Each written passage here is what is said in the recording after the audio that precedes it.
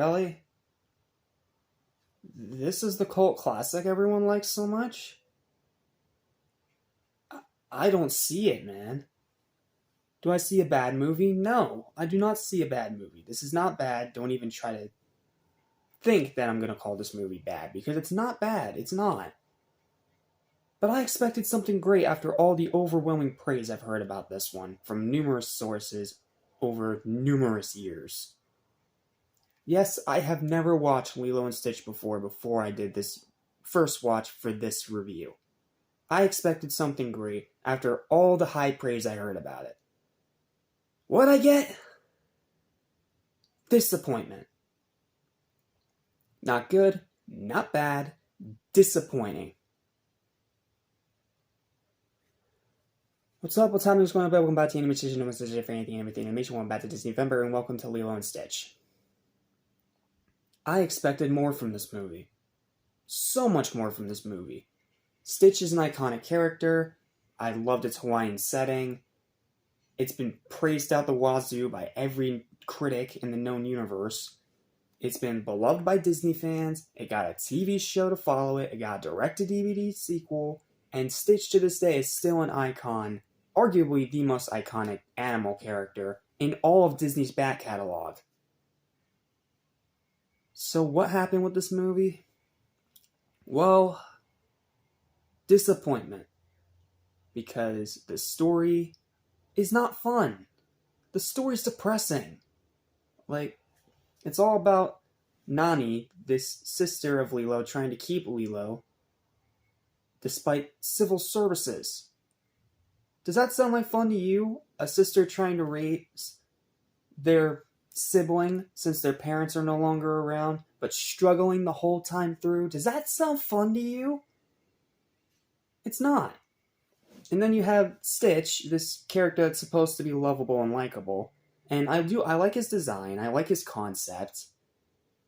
But most of the movie, he's a freaking nuisance. He causes more bad things than good things. He's pretty much nothing but a troublemaker. He destroys everything he touches. And it's not till near the end of the movie where he actually starts doing something right. You know it's a bad thing when I'm rooting for the bad guy to take out the main character. Look, Stitch isn't annoying or anything. Like I said, I like his design, and he does get better by the end of the movie, but most of the movie, I wanted to see someone smack him, because he was just a nuisance almost the entire movie, and pretty much used as nothing more than a freaking blatant plot device. And then none of the other characters are much better. I like Lilo, but she's, aggravating. I like Nani, but I don't want to see this character struggle. I like this character, but most of the runtime of this movie is watching this character suffer. It's like a Squidward torture porn, before Squidward torture porns even existed. Does that sound fun to you? And then you have the whole sci-fi thing with the alien and the dudes trying to hunt down the alien that are sent by this weird government, and at that point I just tune out. I really tried to give this one a chance, guys. I really did. But the story is just a complete mess, and watching a character suffer throughout the entire thing is not entertaining. It's just depressing. This movie's story is convoluted, it's confusing, and it's depressing. Moving on. The writing is fine. It's not terrible, but at the same time, it doesn't feel like any effort's being put in, is what I'm saying here. And then you have good voice acting, again. You have good animation, again, when it's not blatant CGI. And you have really good ideas here. And I like the setting of Hawaii. I like some of the side characters. Dave was a really cool guy. I liked him. But most of the movie was just watching Lilo and Nani suffer. And then throwing Stitch in there only made it worse. But it is all saved by a pretty good ending. I will give it that.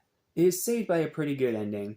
where Stitch realizes what he's done wrong, and he actually takes steps to fix it. They have a big final battle with this big alien guy voiced by Kevin Michael Richardson, and then the hunter people that were trying to take Stitch back in the first place before they're fired are now the people that are trying to help Nani and get Stitch back. Like, the ending of this movie is surprisingly good, and I do like the whole sweet thing at the end where the Galactic Federation lady decides to let Stitch stay on Earth, but he has to stay on Earth in exile. And now the family's under the protection, meaning that they don't, they're not going to be ever harmed again by anything, especially nothing earthly. And then there's Bubbles thrown all the way in the mix. This big bodyguard guy who turns out as a CIA agent. He's actually pretty funny. He's the best character in the movie. I really enjoyed him every second he was on screen. But is one great ending worth sifting through almost an hour and a half of suffering? It ain't to me, I can tell you that. Maybe I'm missing the complete point. Maybe this movie just isn't for me, but I was disappointed by this one majorly. That's why I'm not giving it the full feature-length review, just like I did with Atlantis. Because, like Atlantis, this movie left me disappointed. Not to the point of going as low as I was with Atlantis. No, Atlantis pissed me off. This just disappointed me. Like, this was such a big franchise back then that it got its own TV show, a direct-to-DVD sequel, and it's one of the most iconic movies in Disney's catalog. Like, really, guys? I don't see it. I see something that's a decent one and done of an okay idea that suffers from having the entire characters suffer through the entire runtime of the movie. That's what I see. And I hate to say that. I was really hoping to be positive about this one, but it's just not for me, I guess, because this one just didn't work. It has its moments, and it has a great ending, but the story and the writing just really, really sink it. And I'm sorry, if this is one of your cult classics from childhood, continue to love this movie. It's just not for me. And again, I hate to say that, but sometimes the truth hurts. And this is one of those times. Final verdict for this underwhelming disappointment is a 6 out of 10. It is above average, it's decent, it's a one and done at best. I'm glad I watched it, but I expected so much more. And now I'm just left disappointed. I know I've said disappointed a lot in this review, but I don't know what other one word to describe this entire experience of watching this movie. Disappointment. That's it. See you guys next time for Treasure Planet.